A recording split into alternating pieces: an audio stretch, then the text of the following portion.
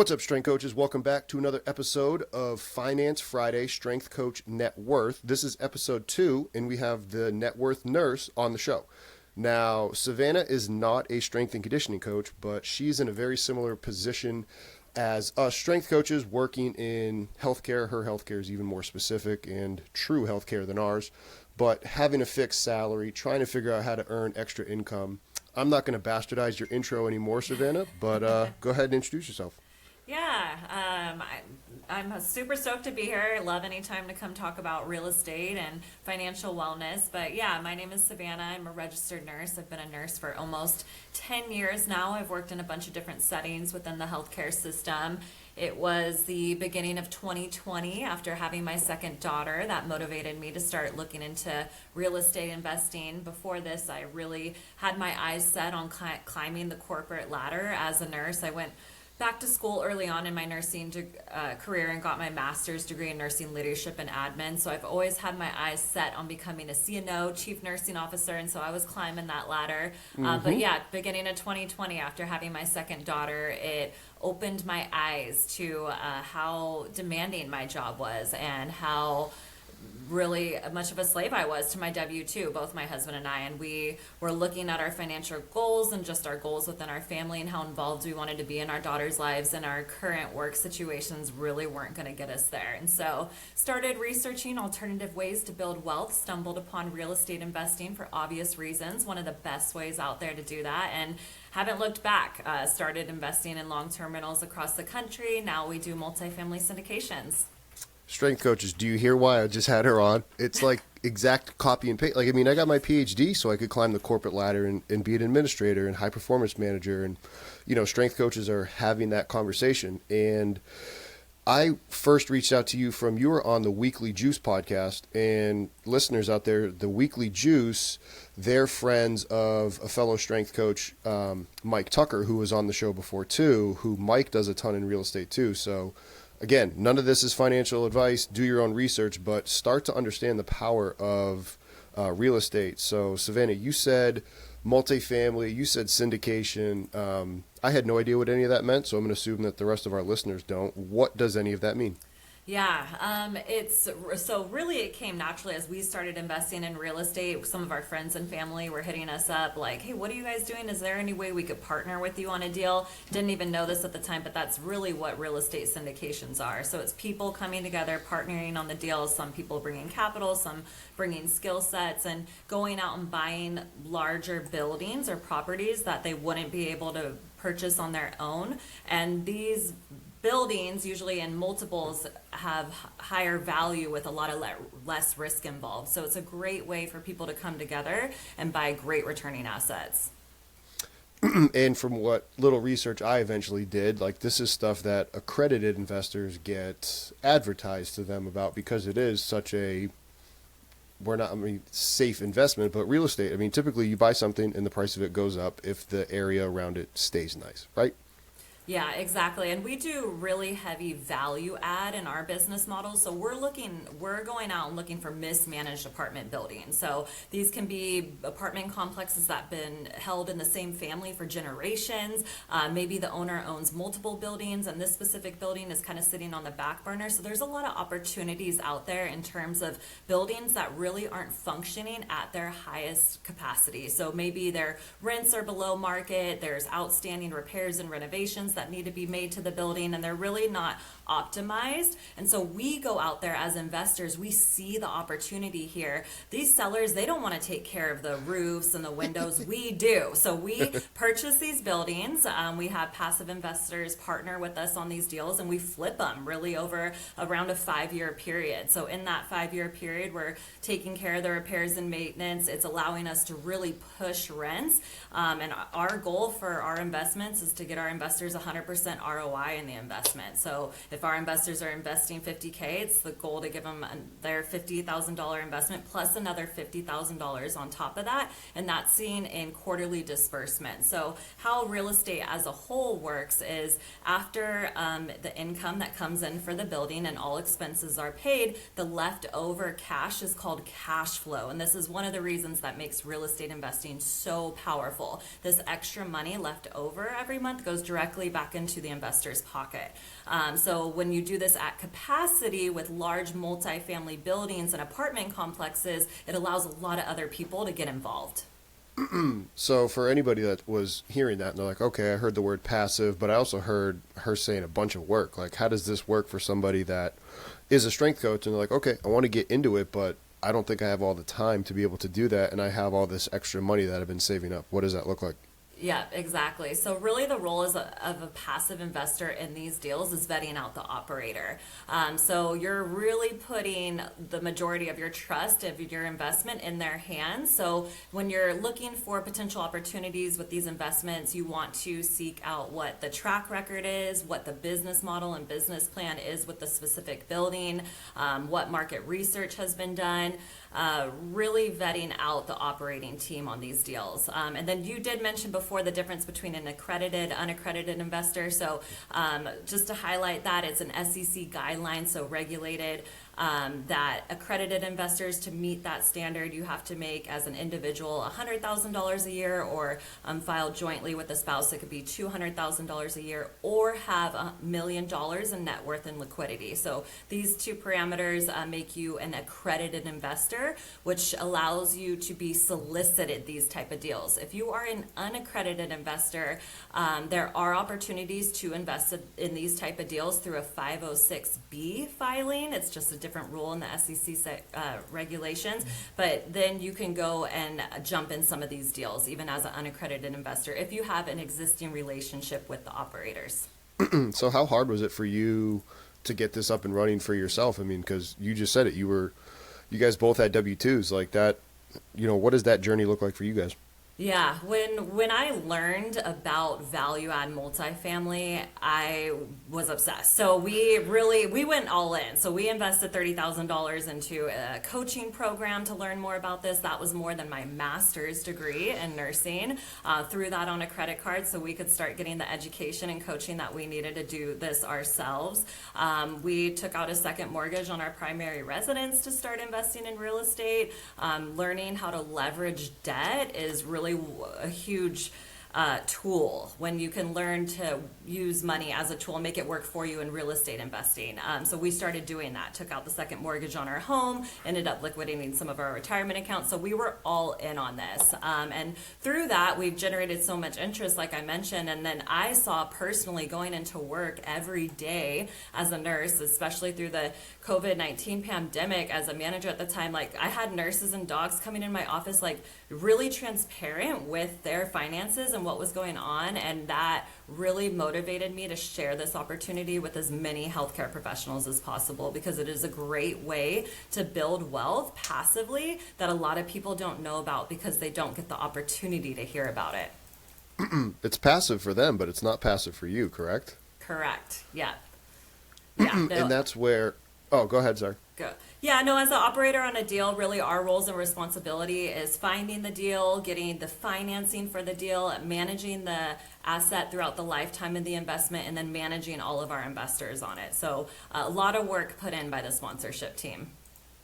No, but that, like you said, if you're able to do something that most people that have tons of money are already, investing in, it sounds like, doing something that the rich people do is something that, strength coaches and nurses should be able to pool their money together, because this crowdfunding thing seems to be growing. I feel like I've seen commercials about it more and more, right?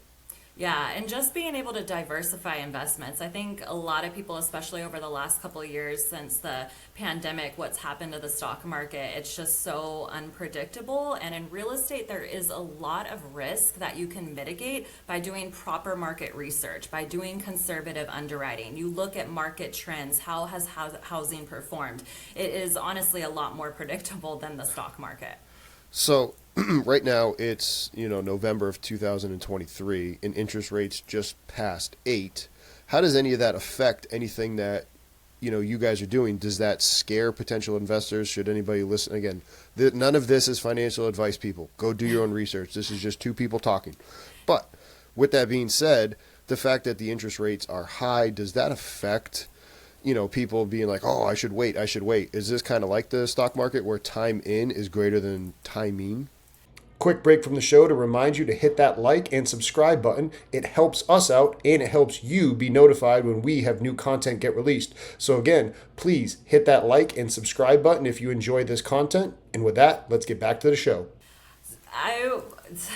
The best time to buy real estate is always now. I'm a firm believer in that for sure. With the rising interest rates, it definitely makes deals harder to find.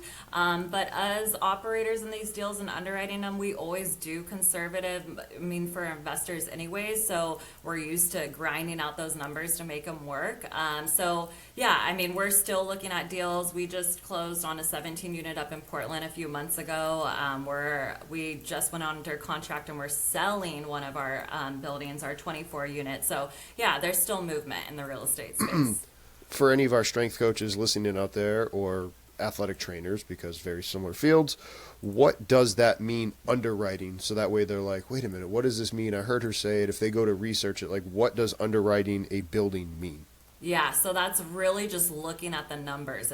Think spreadsheet and Excel. So when you're underwriting a property, doing all the research on the market, looking at trends, how much you can realistically raise rents, what are expenses. When we go and look at a building to buy, we get a T12, so a trailing 12. It's the last 12 months of financials. So we're looking at how this building has performed over the last 12 months. What has the income been? What has the expenses been? And we come in with our investor eyes and see opportunity. So is there opportunity to push that income even further? Is there opportunity to drop those expenses? Are we seeing something that they're not seeing? So the due diligence, which is something that you hear in real estate too, the homework you're doing on the deal, the underwriting is really the first step of that. So crunching the numbers before you even make an offer on the deal.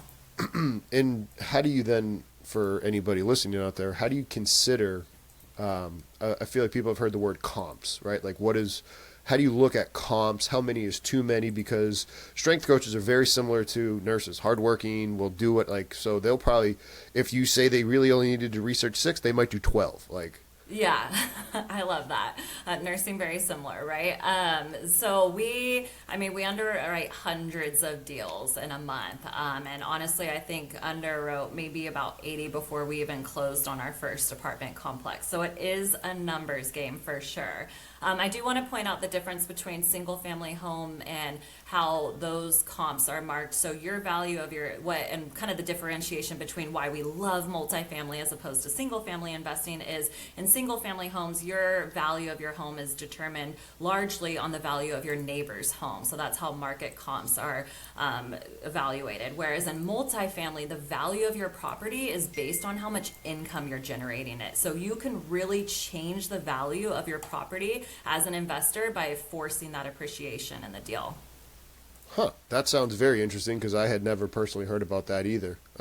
Where did you start your, you said you guys dove in head first. What are some of the best resources for education that you recommend? Where do you send, nurses that are interested? Do you hold masterminds? Because we want to be pushing people to you and wherever you recommend.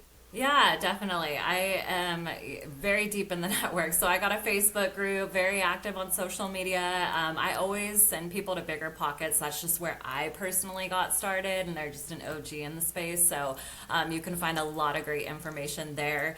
If you're even YouTube, there's different channels on there that I like.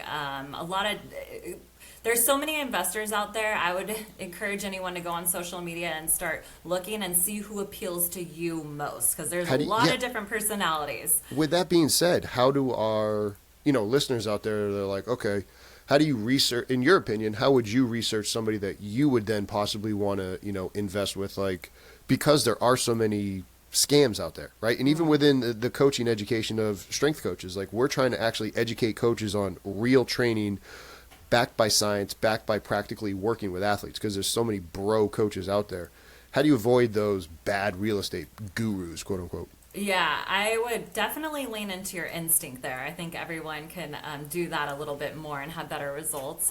But yeah, I would just say people who are very transparent and not only sharing all the highlights and everything good going on, but I love to see how people handle problems. So understanding people's thought process. So people who are very transparent on social media, and this is one of the big reasons that I jump on social media all the time and just share what I'm doing, obstacles we're overcoming, so that people can get an insight into our thought process as we go out and acquire these deals. Speaking of obstacles, what has been the biggest obstacle that has come across your way since 2020? Oh man, that list is way too long. It's kind of a running joke now when my husband and I get a deal under contract, like how many things are going to come up in this closing, like in the next 90 days, like realistically, how many things? And it is like sometimes double digits. But yeah, I would just say for me, kind of starting out in the space, I didn't really have the network, and I'm pretty introverted, so getting out on social media was very difficult for me at first. Me doing it under a brand, the Net Worth Nurse, has been really helpful, but I had no idea how beneficial that would be to not only my real estate investing, but just business in general. The more you go out there and talk about what you're doing and network with people, you start attracting all the people that you need into your life to do the deals that you want to do. And that's just by going out and talking about what you want to be doing. You talked about doing a ton of underwriting and being able to buy good deals. If anybody's listening, they're like, okay, do you have negotiating leverage when you're trying to buy a property at the value you want? Or are you just kind of at the whim of who's going to give you the best interest rate or the loan that you're working with?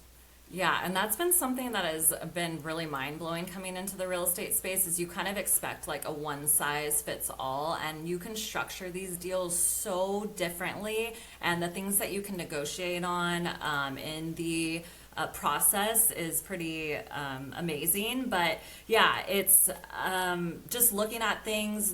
It's a relationship space for sure. So for us, when it comes to getting deals and negotiating, leaning into our relationship with the broker is very big for us. Maybe if our listeners out there are like, okay, it sounds good, I'm kind of nervous. Talking about real estate in a different light, there's been a different conversation that I had with that same guy, Mike Tucker, about paying your mortgage off earlier versus taking any of that extra money and investing it in other things.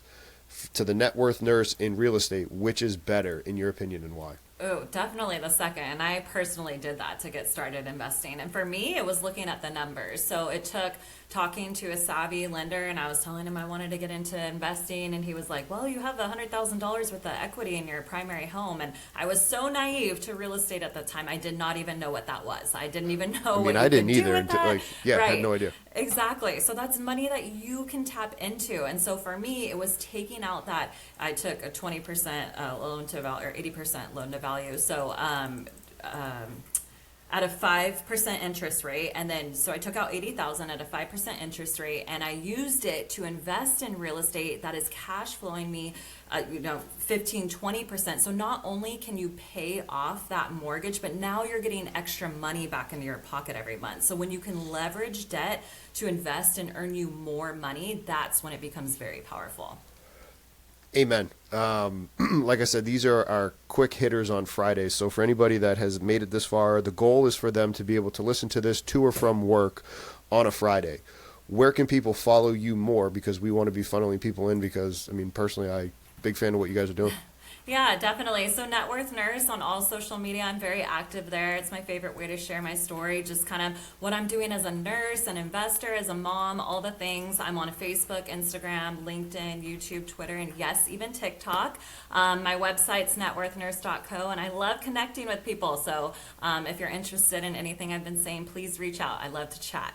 We'll do. We're going to link all of our stuff down below in the YouTube. It'll also be on our audio, and appreciate you taking some time to talk with a different group of people that hopefully can align with you. It's always a pleasure, Justin.